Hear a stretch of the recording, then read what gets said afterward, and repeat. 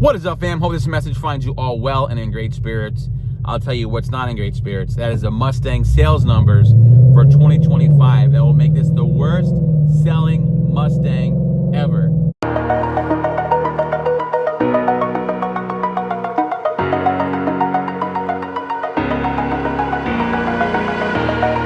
Talk about why, what's next, and where do we go from here. All right, you guys, thank you so much for coming. I appreciate the support, and I thank you so much for the support on the pictures I posted on Instagram and Facebook. That yes, baby Stang mode is coming. My wife and I, Anna, are expecting 11/6, so we're excited for that. And the good thing is you can still put a car seat in the Mustang. But some bad news, I was waiting to see how the numbers shook out. We are in the month of October. I wanted to see what the numbers came to be for the 2025 Mustang model year in comparison to 2024 being the worst selling Mustang year of all time. And actually, sadly, we are right on track for 2025 to be the worst selling year of Mustang of all time. Now, that's kind of disappointing to be a Mustang fan and enthusiast to see those numbers, but the reality is we kind of all saw this coming, because when the S650 debuted last year, the numbers were so poor compared to a new refresh, and with the Mustang having no competition, no Camaro, no Challenger, no Hellcat, that it would suffer so poorly. Now, a lot of people like myself said, well, maybe because the new Mustang is locked, that hurt sales for performance enthusiasts like myself. But the Mustang did finally get unlocked, the S650, back a few months ago. And just so you know, there was a small bump in August of 25 this year. They sold about 3,300 units, but then in September, it went way back down to 1,800 for the recalls. I don't know if you know about that, but there was a recall with some water leaking to the battery section, and then they had to reseal it. It's kind of an ugly recall. The recall that affected over 150,000 S650 Mustangs and put a stop sale to new Mustangs at the dealership now has a fix, but it's temporary. Basically, if you don't know, over 150,000 S650 Mustangs have been recalled over like the last month, and it's for water intrusion and corroding your BCM, which affects your lighting and effects like that. Your BCM is by the fuse box on the passenger side, which is right here behind that panel. Ford pretty much released a ghetto fix just by caulking your windshield and caulking seams that should have been caulked correctly from the factory.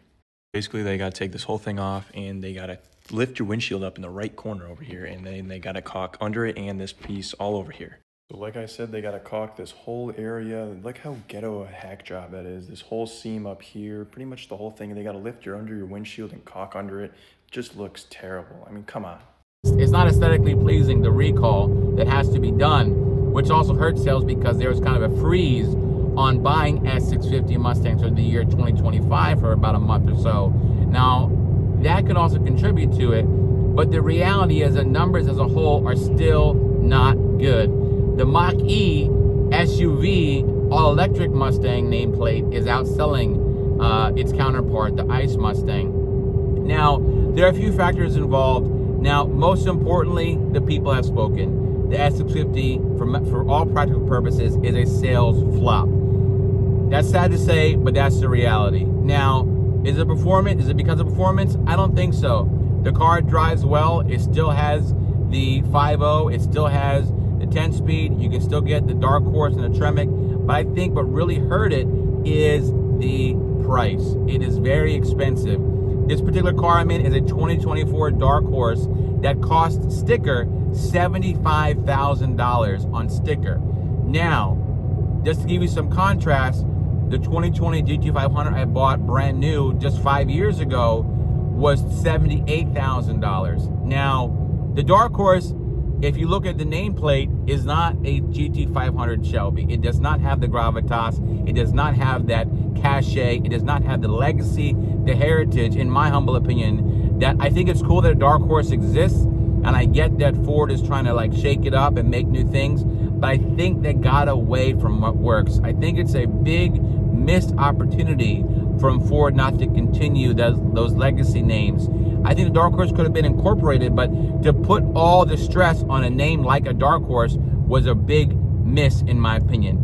Now, there's other things involved. There's other factors like the economy. A lot of people aren't going to go run out and get a rear-wheel drive V8 Mustang. That makes sense. It does drink more gas. But when you look at the previous S550, you know there's a market there. And most people will see the S550 and go grab that because they'll save tens of thousands of dollars for basically a refresh, which is the S650. Now, another thing for me, just personally speaking, I've lived with this car for over 2 years now, and it doesn't really feel like, at times, I'm in a Mustang. What I mean by that, I'm sitting in this beautiful dark horse now. This is not a Mustang to me. I've driven this car for 1.5 years now, almost 2 years. I think 2 years, sorry. And, you know, it looks like it has a more European BMW-esque feel than it does a, you know, now this is cool, don't get me wrong, but where's my double brow? Like, I don't feel sometimes that I'm necessarily in a Mustang. The reality is, it doesn't feel like a Mustang. It doesn't have that soul of a Mustang. And that's disappointing because that is kind of what you kind of pay for. Also, like I said, the other disappointment was the look didn't hit. It was a mix of, it looked like a Camaro, it almost looked like a Honda Accord. It's not really a Mustang. It was so safe to the point where it didn't move the needle. The change from the S197 to the S550 was generational. People loved it. Like I said, the 2015 Mustang debuted. It sold 100,000 units its first year, and the S550 debuted, only sold 36,000. So that's $70,000 market drop off of units sold. Not good. That being said, it is exciting that things like a GTD exist. Really cool that that exists. But again, a missed opportunity. For the masses, we don't know what a GTD is. You put a snake on that thing, people would have gone nuts. And yes, it's not a vehicle for everybody. It's a $400,000 supercar killer. But I think that was another missed opportunity. And then also, it makes the consumer feel like they're left out of the game because a Mustang was supposed to be for the masses, not for the few. So when you have cars like a Dark Horse that cost $75,000, now they're up to 80 plus for a 25 if you get the handling pack which you have here and add in the carbon fiber wheels. Now you're starting to dabble into like high-end Corvette, Porsche, low-end, and even BMW territory. And that's when you see that they've missed the mark, in my humble opinion, because vehicles are out there that are selling well in this segment that the market share could have gone and should have gone to the Mustang. So I think, what can Ford do from here? Where do we go from here? Well, there's a few options. I know there's been flirted about maybe making Mustang its own brand, bringing a four-door Mustang. An off-road Mustang has been teased. Also, we're talking about a hybrid Mustang. I think first and foremost, what would be good is to get back to the drawing board and do a refresh. It might not happen, obviously, in the next year. Maybe next couple years it could happen, but we need to have a refresh. This particular look, this particular body style has not hit the mark. The people have spoken. It's time to change it up a little bit. Do a mid-cycle refresh. Much was done like the S550. 2015 recycled to 2018. So I'm hoping we see a refresh in 2026 or 27. It'll be 27 most likely, to get the needle moving again and really start to update what is here. I don't think the interior is going to change. There's too much that gone into it.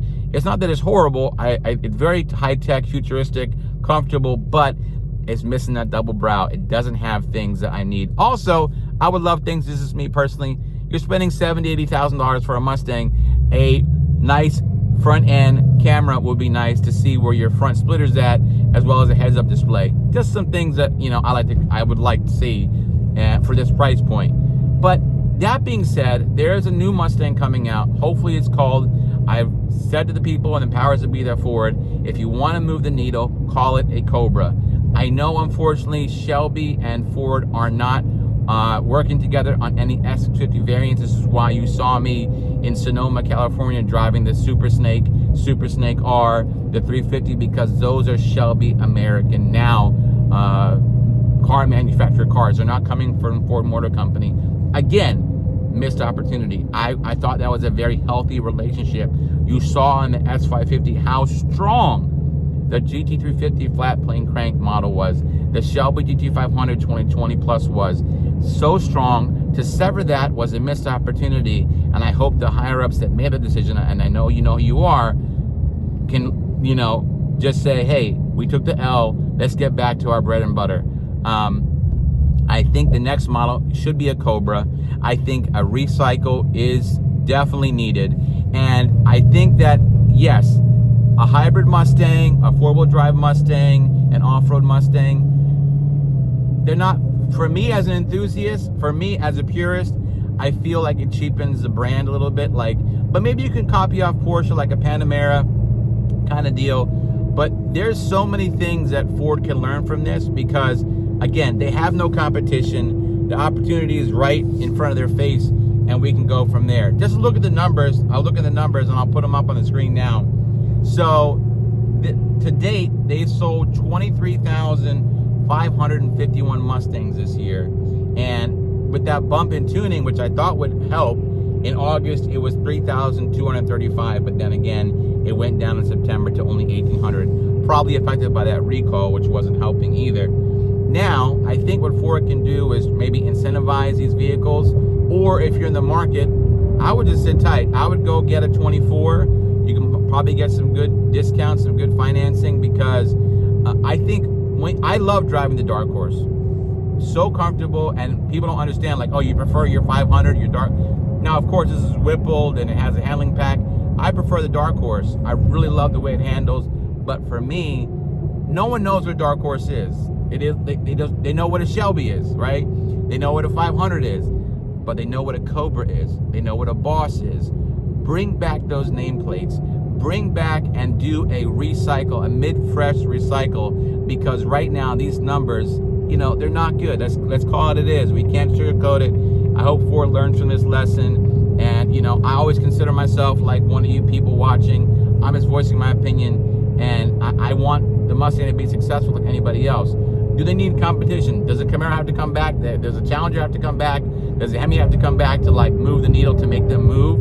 I don't know, but right now these numbers are not healthy at all. So let me know what you guys think. Comment below on these numbers. It looks like the Mustang is gonna definitely not hit that 36,000 unit mark that it made in 24. It'll be lucky if it hits the 30,000+ mark in 2025. We are hitting the winter months now, and it's just not healthy. It's not good. It's not a good outlook. Hopefully 2026 is a better year where Ford does have an eye on this, is aware of it, starts to talk about the refresh, maybe offer some incentives, maybe different programs. You know, it just, the car is just not working. It's not happening. It's unfortunate. Now me, I'm enjoying my Dark Horse underwater, obviously, from what you could even sell it for. I mean, I could sell it as is with all these parts. This build alone is over $100,000, which also brings me up to one point, which I wanted to bring about.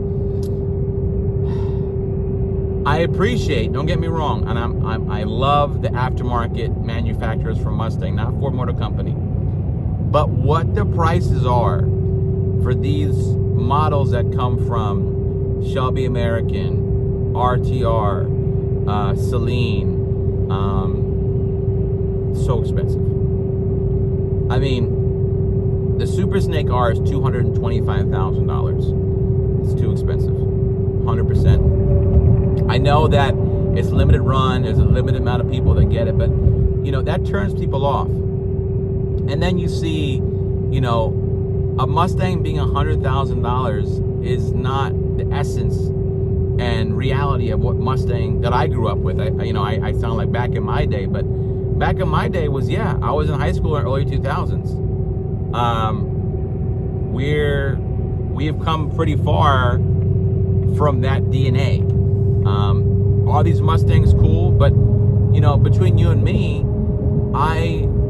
we've built on this channel many different Mustangs, and that's part of the fun, is that you don't have to put out gobs of money to make a really cool car that's an underdog, that fights above its weight class, that's really fast, and you feel that is the sense of Americana, right? Right now, it doesn't feel that way. Right now, I think it's lost its essence, it's lost its soul of who it is, and the marketplace has dictated the same. That's my thing. I'll keep you posted. I'm waiting for the 26 numbers to come out for the new price points. Hopefully it's a better year for Mustang next year, but it looks like for me, we're in some tough times here in the Mustang game for the new models. Anyways, comment below. Let me know what you think about the failing Mustang sales for 25, worst year ever, and what your suggestions are for Ford to fix the flop. All right, you guys, please like and subscribe, because you know it never ends. Peace.